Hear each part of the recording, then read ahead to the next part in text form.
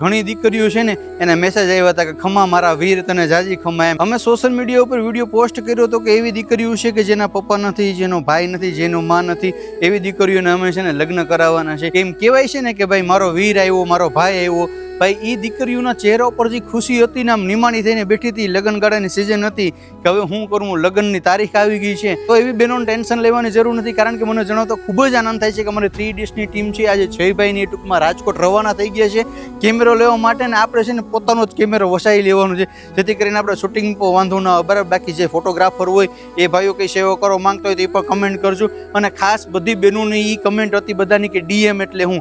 DM એટલે કે direct message. જો આગળ અમારા નંબર આપી દઈએ તો ભાઈ ઘણા એવા સબસ્ક્રાઈબર છે ને એ ખોટા ફોન કરીને હેરાન કરે છે કે ભાઈ તમારા વિડીયો જોઈએ છે ને આમ ને તેમને.